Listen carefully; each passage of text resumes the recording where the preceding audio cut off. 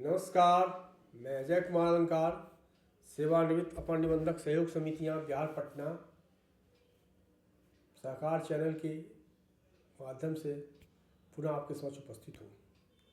आज के इस अंक में मैं बिहार सहकारी सोसाइटी संशोधन नियम 1935 के एक अपेक्षाकृत कम चर्चित अध्याय 7 की चर्चा करूँगा, जिसका संबंध क्रस्थम या डिस्ट्रेंट से है। इसके प्रावधान का प्रयोग हम लोगों ने तो अपने सेवा काल में कभी नहीं किया, लेकिन चूंकि यह अधिनियम का अंग है और ऐसा प्रतीत होता है कि मुख्यतः कृषि ऋण की वसूली से संबंधित है या उससे संबंधित प्रावधान किए गए हैं, तो एक थोड़ी सी चर्चा इसकी कर लेना जरूरी है। तब मैं शुरुआत करता हूँ 57 क से क्रस्थम का चैप्टर शुरू होता है। इसमें कहा गया है कि मामले जिसमें क्रस्थम के लिए आवेदन दिया जा सकेगा। यह कहता है कि जहाँ किसी सदस्य, भूतपूर्व सदस्य अथवा मृत सदस्य की संपदा से निबंधित सोसाइटी को अथवा वैसी निबंधित सोसाइटी को जो इस अधिनियम की धारा 16 की उपधारा 1 के किसी भी प्रावधान के अधीन गैर सदस्यों को ऋण स्वीकृत करने के लिए निबंधक द्वारा सम्यक रूपेण अधिकृत हो, किसी व्यक्ति से जो निबंधित सोसाइटी का सदस्य न हो, अथवा यदि वैसे व्यक्ति की मृत्यु हो गई हो तो उसकी संपदा से कोई ऋण अथवा प्रादेय मांग संदेह रहे, वहाँ सोसाइटी किसी अन्य उपचार के अतिरिक्त जिसका वह नियमानुसार हकदार है, निबंधक के पास आवेदन दे सकेगी, जिसमें वह व्यक्ति कर्मी के कर्जा में ढलने वाली निम्नांकित वस्तुओं को क्रस्थम करके ऋण अथवा प्रादेय मांग की वसूली का अनुरोध करेगी। मुख्यतः ऋण से संबंधित वसूली से संबंधित प्रावधान करता है और इन सभी में भी कृषि ऋण से संबंधित प्रावधान करता है। आजकल तो सहकारी समितियों के माध्यम से खासकर जो अल्पकालीन सहकारी साख संरचना का अंग है, उनके द्वारा कृषि ऋण का वितरण पर बहुत अधिक जोर नहीं है, एक औपचारिकता भर है। लेकिन एक समय था कि कोऑपरेटिव सोसाइटी जो हमारी थी, जो साख समितियाँ थी, उनका मुख्य काम कृषि ऋण वितरण था और वो किसानों के बीच जाकर बड़े पैमाने पर ऋण वितरण का काम करती थी। और जब उसका वसूली के में कोई कठिनाई होती थी तो इस अध्याय के प्रावधानों का उसमें उपयोग किया जाता था। अब 57 की उपधारा 1 क्या कहता है, इसको आप देख लीजिए। जैसा व्यतिक्रमी की धरती पर खड़ी अथवा असंग्रहित खड़ी अथवा असंग्रहित कोई फसल अथवा धरती की अन्य उपज। दूसरा, कोई फसल अथवा धरती की अन्य उपज जो व्यतिक्रमी की धरती पर उगाई गई हो तथा काटी गई अथवा संग्रह की जा चुकी हो, एवं खेत अथवा घर आंगन में अन्न दमाही के स्थान पर हो अथवा धरती अथवा खलिहान में जमा करके रखी हो। तो इसमें जो कहा कि कब अनुरोध करेगी, किस परिस्थिति में अनुरोध करेगी 57 क में, तो उसकी एक धारा 1 और 2 में है कि वह जब्ती का उसे ऋण वसूली का अनुरोध उसकी किसी अन्य से कैसे कर सकता है। अब 57 ख पर हम आते हैं। यह आवेदन का प्रपत्र कहता है। 57 ख कहता है कि पूर्वगामी धारा के अधीन प्रत्येक आवेदन पत्र में निम्नांकित बातों का उल्लेख रहेगा। जो आवेदन पत्र निबंधक को दिया जाएगा किसी पद से बकाया कृषि ऋण या कोई मांग की वसूली के लिए, उसमें किन बातों का उल्लेख रहेगा, इसकी चर्चा करता है। क, व्यतिक्रमी की धरती तथा उसकी सीमाएं, वैसा अन्य विवरण जो उसको पहचान के लिए यथेष्ट हो। दूसरा, ख, व्यतिक्रमी का नाम। ग, बकायों का विस्तृत हिसाब। घ, क्रस्थम की जाने वाली उपज का प्रकार और अनुमानित मूल्य।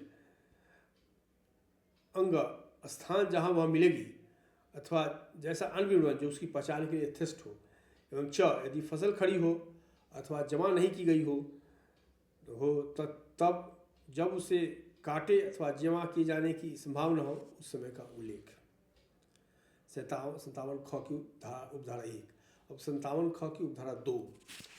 व्यवहार प्रक्रिया संहिता 1908 में वागपत्र हस्ताक्षरित तथा सत्यापित करने के लिए जो रीति विहित है, उसी नियमानुसार आवेदन पत्र को हस्ताक्षरित तथा सत्यापित किया जाएगा। इसका प्रयोग आजकल न के बराबर है, लेकिन फिर भी मैं एक चर्चा कर देता हूँ। अब 57 ग में क्या है, आवेदन पत्र की प्राप्ति पर प्रक्रिया। तो 57 ग का उपधारा 1 कहता है कि अग्रगामी धाराओं के अधीन आवेदन देने के समय आवेदक निबंधक के पास वैसा लिखित साक्ष्य देगा जो आवेदन के प्रयोजनार्थ आवश्यक समझे। अब 57 ग का तो देखिए, निबंधक उस साक्ष्य को लेने के बाद यदि उचित समझेगा तो आवेदन को ग्रहण करेगा अथवा अस्वीकृत करेगा। अब 3 में क्या कहता है, 57 ग की धारा 3, जहाँ निबंधक आवेदन को तत्क्षण ग्रहण अथवा अस्वीकृत नहीं कर सके, वहाँ वह यदि उचित समझे आवेदन पत्र में विनिष्ट उपपक्ष को करस्थम हेतु आवेदन के कार्यान्वयन के लंबित रहने तक अथवा आवेदन पत्र की अस्वीकृति तक हटाए जाने से प्रतिषेधार्थ आदेश दे सकेगा, रोक सकेगा उस फसल का। मुख्यतः फसल से ऋण वसूली का प्रावधान है, फिर हम चर्चा करते हैं। अब 57 धारा 57 की ग की उपधारा 4 कहता है, जब उपज काटे जाने अथवा संग्रह किए जाने की संभावना के यथेष्ट समय से पहले किसी उपज को क्रयस्थम के लिए आदेश दिया जाए तो निबंधक उतना समय तक के लिए आदेश के कार्यान्वयन को स्थापित कर सकेगा जितना समय तक वो उचित समझेगा, और यदि वह आवश्यक समझेगा तो क्रयस्थम के आदेश से के कार्यान्वयन के लंबित रहने तक उपज को हटाए जाने से प्रतिषेधित करते हुए आदेश दे सकेगा। अब हम 5 पाते हैं 97 ग के 5 पर, उपधारा 5 पर, उपधारा 3 के अधीन अथवा उपधारा 4 के अधीन आदेश का तामीला तथा प्रकाशन उस रीति से किया जाएगा जो राज्य सरकारों द्वारा नियमावली में निर्धारित की जाए।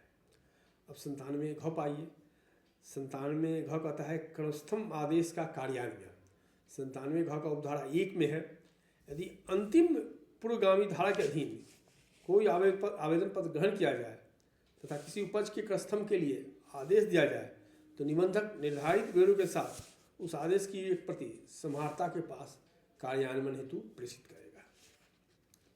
अब 97 घ का उपधारा 2 देखिए, उपधारा 1 में विनिर्दिष्ट आदेश की प्राप्ति के पश्चात समाहर्ता उस आदेश में विनिष्ट उपज अथवा उस उपज के किसी वैसे अंश को जो उचित समझे क्रयस्थम करने के लिए प्राधिकारी नियुक्त करेगा, और वह अधिकारी वहाँ जाएगा जहाँ वह उपज है तथा वह उस उपज को स्वयं अपने प्रभार में लेकर अथवा अपनी ओर से किसी अन्य व्यक्ति को उसका प्रभावी बनाकर एवं राज्य सरकार द्वारा उस आश्रय की बनाई हुई नियमावली के अधीन क्रयस्थम की अधिसूचना प्रकाशित करके क्रयस्थम करेगा, डिस्टेंट करेगा। अब आगे परंतु में है, परंतु ऐसी उपज जिसकी प्रकृति संग्रह की योग्य नहीं होगी, काटे अथवा संग्रह किए जाने के योग्य होने के समय कम से कम 20 दिन से पूर्व किसी समय इस धारा के अधीन क्रयस्थम नहीं की जाएगी। चलिए अब 97 अंग पर आते हैं, मांग तथा हिसाब की तामीली।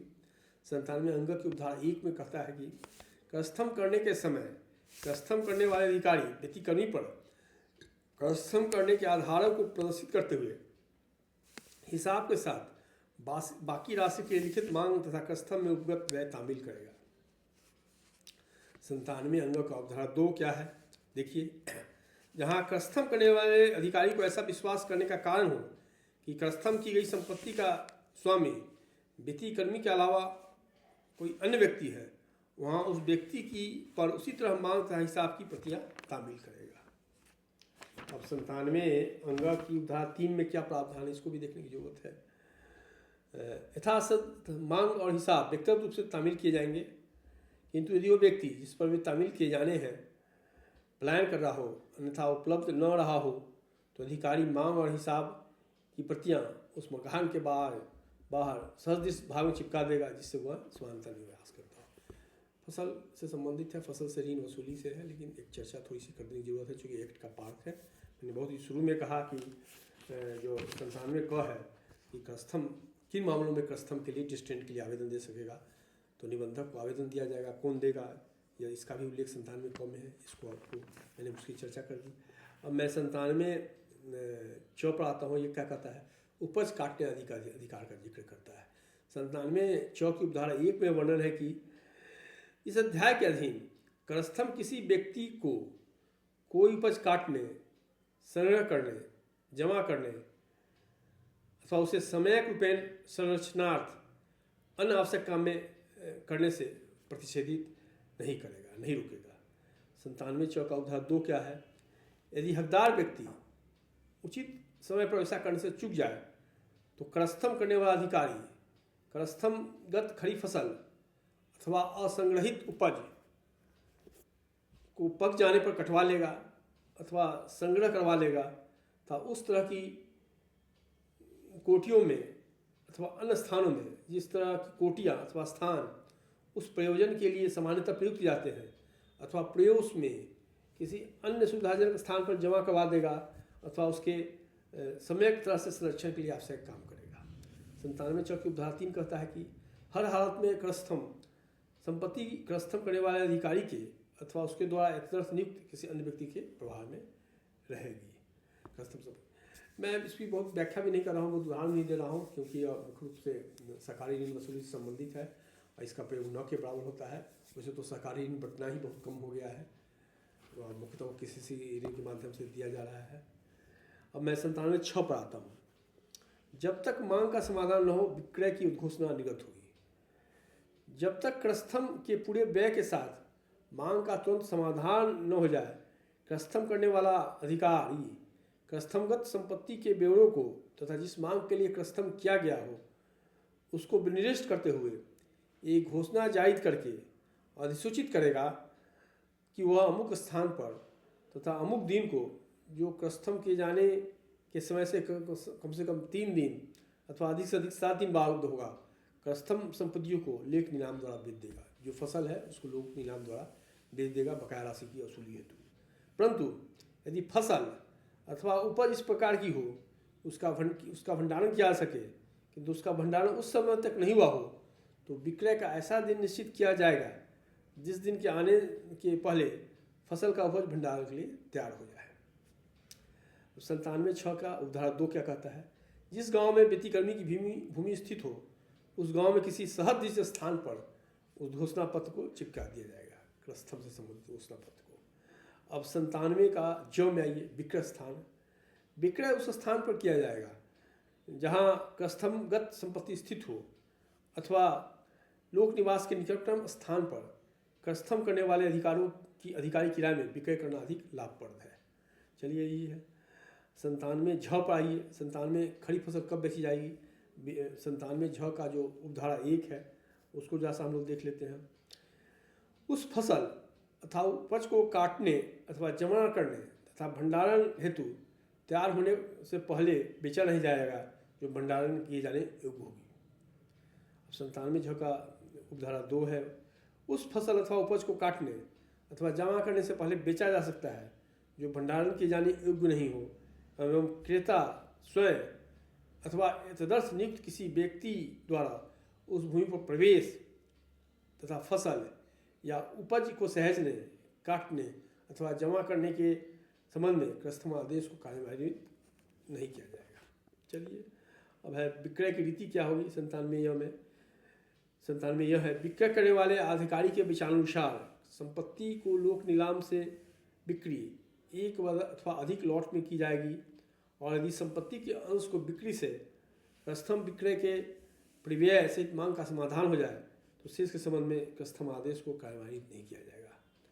मांग बकाया की वसूली हो जाएगी तो बाकी को छोड़ दिया जाएगा। यही है। 97 विक्रय का स्थगन। यदि संपत्ति के विक्रयार्थ रखे जाने पर विक्रय करने वाले अधिकारी के अनुमान में उसी समय उचित कीमत न पेश आए और यदि संपत्ति का स्वामी अथवा उसके द्वारा यथार्थ प्राधिकृत व्यक्ति संपत्ति के विक्रय को दूसरे दिन तक अथवा यदि विक्रय स्थान पर हाट लगता हो दूसरे हाट के दिन तक स्थगित करने के लिए आवेदन करे तो उस स्थिति में बिक्री स्थगित कर दी जाएगी और उस दिन बिक्री पूरी कर ली जाएगी, चाहे जो भी संपत्ति की कीमत कर ली जाए। वो आगे बढ़िए। 97 विक्रय धन की अदायगी। प्रत्येक लॉट की कीमत बिक्री के समय अथवा बिक्री करने वाले अधिकारी के निर्देश अनुसार बिक्री के तुरंत बाद भुगतान कर दी जाएगी और वैसी अदायगी के व्यतिक्रम होने पर संपत्ति की पुनः बिक्री की जाएगी। 97 क्रेता को प्रमाण पत्र दिया जाएगा। जब विक्रय धन की पूरी भुगतान हो जाएगी तब विक्रय करने वाला अधिकारी क्रेता को उसके द्वारा कृत संपत्ति तथा भुगतान की कीमत का वर्णनित प्रमाण पत्र देगा। फिर 97 है कि विक्रय की आमदनी उपयोग किस प्रकार होगा। इस अध्याय के अधीन क्रमस्थमगत संपत्ति का प्रत्यय विक्रय की आय से विक्रय करने वाला अधिकारी राज्य सरकार द्वारा क्रस्थम तथा विक्रय के परिव्यय की गणना के लिए निर्धारित फीस की दर के संबंध में समय समय पर बनाई गई नियमावली के अनुसार क्रस्थम तथा विक्रय परिव्यय का भुगतान करेगा। अब 97 ढ का 2 है। शेष का उपयोग बाकी रकम तथा विक्रय के दिन तक उस पर सूद के संधान पर किया जाएगा जिसके लिए कस्टम किया गया हो, तथा बेची गई रकम उस व्यक्ति को दिया जाएगा जिसके लिए संपत्ति बेची गई हो। 57(9) है क्या, कुछ व्यक्ति क्रय नहीं कर सकते हैं। इस अध्याय के अधीन संपत्ति बिक्री करने वाला अधिकारी तथा उन अधिकारियों द्वारा नियुक्त अथवा उसके अधीनस्थ सभी व्यक्ति एवं निबंधित सोसाइटियों के सभी अधिकारी और कर्मचारी वर्ग के सदस्य अधिकारियों द्वारा विकृत किसी संपत्ति को प्रत्यक्ष अथवा अप्रत्यक्ष रूप से खरीदने पर प्रतिषेध रहेगा, रोक रहेगा। 57 में आइए, विक्रय से पहले मांग की अदायगी हो जाने की प्रक्रिया। यदि इस अध्याय के अधीन क्रयस्थम किए जाने के बाद और क्रयस्थमगत संपत्ति की बिक्री के पहले यदि किसी समय व्यतिक्रमी अथवा क्रयस्थम संपत्ति के स्वामी के रूप में यथार्थ दावा करने वाला कोई व्यक्ति यदि वो व्यतिक्रमी न हो, क्रयस्थमादेश कार्यान्वित करने वाले समहर्ता के पास अथवा क्रयस्थम करने वाले अधिकारी के हाथ में धारा 57 अंग के अधीन तामील की गई मांग में विनिर्दिष्ट रकमों को मांग की तामीलों के बाद उपलब्ध सभी खर्च के साथ जमा कर देगा तो यथास्थिति समहर्ता अथवा अधिकारी उसकी रसीद स्वीकृत कर देगा एवं क्रयस्थमादेश का कार्यान्वित नहीं किया जाएगा। राशि जमा कर देगा तो क्रयस्थमादेश क्यों कार्रवाई किया जाएगा, स्पष्ट स्थिति है। 97 का उपधारा 2 है, जब क्रयस्थम करने वाला अधिकारी जमा रकम प्राप्त कर लेगा तो वो उस रकम को तत्क्षण समहर्ता को दे देगा। 97 का उपधारा 3 क्या कहता है, इस धारा के अधीन जमा किए जाने की तिथि से 1 मास की समाप्ति के बाद समहर्ता उस जमा रकम में से क्रयस्थमार्थ आवेदक को उसकी बाकी राशि अदा करेगा, किंतु वह तब तक ऐसा नहीं कर सकेगा जब इस बीच क्रयस्थमगत संपत्ति के स्वामी के रूप में यथार्थ दावा करने वाले व्यक्ति क्रयस्थम की वैधता को चुनौती देते हुए तथा इस संबंध में प्रतिकार का दावा करते हुए आवेदक के विरुद्ध वाद संस्थित कर देगा। आगे बढ़िए। 97 जब्ती के अधीन संपत्ति का क्रयस्थम, या क्या कहता है देखिए इसको, जब इस अध्याय के अधीन निर्गत क्रयस्थमादेश और क्रयस्थम के अधीन संपत्ति के संबंध में व्यवहार न्यायालय द्वारा निर्गत जब्ती अथवा विक्रय के आदेश में कोई विरोध उत्पन्न हो जाए तो क्रयस्थादेश अधिभावी होगा, ओवरराइडिंग इफेक्ट होगा क्रयस्थम का आदेश का। किंतु यदि इस आदेश के अधीन संपत्ति बेच दी जाती है तो बिक्री के अतिरिक्त आय धारा 57(ढ) के अधीन संपत्ति के स्वामी को इस न्यायालय की मंजूरी के बिना नहीं दी जाएगी जिसे जब्ती अथवा बिक्री का आदेश निर्गत किया हो। अब 97(द) देखिए, गलत क्रयस्थम के प्रतिमार के लिए वाद और अपील। इस अध्याय के अधीन निबंधक या समहर्ता द्वारा पारित किसी आदेश के विरुद्ध कोई अपील नहीं होगी, किंतु यदि कोई व्यक्ति जिसकी संपत्ति धारा 97 के अधीन दिए गए आवेदन पर ऐसे मामलों में क्रयस्थम की गई है जिस तरह के मामले में उस धारा ने वैसा आवेदन करने की अनुमति न दी हो तो वह प्रतिकार के असूल के लिए आवेदक के विरुद्ध वाद संस्थित कर सकेगा। परंतु यदि निबंधक की शक्तियों का प्रयोग करते हुए सहायक निबंधक अथवा उप निबंधक वैसा आदेश पारित करे तो निबंधक के पास अपील होगी और उस अपील पर उसका निर्णय अंतिम होगा। यहाँ सहायक निबंधक और उपनिबंधक शब्द का प्रयोग किया गया है, एक इंटरेस्टिंग है, इसको देखना चाहिए। अब 97(ध) नियमावली बनाने की शक्ति है। इस अध्याय के पूर्वगामी प्रावधानों के अधीन सभी मामलों में एक प्रक्रिया को विनियमित करने के लिए राज्य सरकार समय समय पर नियमावली बना सकेगी। और 97(9) है, उसको थोड़ा सा देख लेने की जरूरत है। वो कहता है कि इस अध्याय में जब तक कोई बात विषय अथवा संदर्भ विरुद्ध न हो समहर्ता में वह अधिकारी शामिल होगा जिसमें राज्य सरकार इस अध्याय के अधीन समहर्ता के किसी भी कार्य संपादन के लिए नियुक्त करेगी। ख अतिक्रमी से अभिप्रेत है मृत व्यक्ति प्रतिनिधि समेत वह व्यक्ति जिसे कोई ऋण अथवा प्रायदय मांग वसूली हो, जैसा धारा 97 क में निर्दिष्ट है। धृति से अभिप्रेत है कृषि अथवा उद्यान के प्रयोजन के लिए प्रयुक्त कोई भूमि। वही धृति की बात में बार बार हम लोगों ने चर्चा की। तो क्रयस्थम की एक टॉपिक का मैंने थोड़ा सा उल्लेख आपको कर दिया है, इसको थोड़ा जानना चाहिए। लेकिन मूल रूप से 97 कब जो कहता है कि क्रयस्थम किस मामले में प्रयोग होगा उसको देखने की ज़रूरत है और उसके आगे क्रयस्थम की कार्रवाई हो जाती है। न के बराबर है, ये मैंने पहले ही बता दिया, मैंने तो कभी नहीं किया लगभग 30 साल के अपने कोऑपरेटिव कैरियर में। तो 97 क के लिए जो बहुत स्पष्ट कर दिया है कि किन मामलों में क्रयस्थम के लिए आवेदन दिया जा सकेगा। तो यह चर्चा मैं अब सीमित करता हूँ और मैं अब अगले अंक में एक अन्य इम्पोर्टेंट अध्याय है जो अध्याय प्रकीर्ण से संबंधित है, उस पर आपसे चर्चा करूंगा, उस पर आपसे बात करूंगा। तब तक के लिए मैं आपसे विदा लेता हूं और अध्याय 8 के साथ मैं समझता हूं कि अब बिहार सहकारी समिति अधिनियम से संबंधित जो प्रावधान है उसकी चर्चा समाप्त होगी। चर्चा समाप्त होने के बाद मैं अंक और प्रस्तुत करूँगा, जिसमें मैं संक्षेप में बिहार सहकारी समिति अधिनियम 1935 की सभी धाराओं को समाहित करके एक प्रस्तुति देने की कोशिश करूँगा। तब तक के लिए मैं विदा लेता हूँ। धन्यवाद। फिर मिलेंगे। चैनल को लाइक कीजिए, सब्सक्राइब कीजिए, शेयर कीजिए।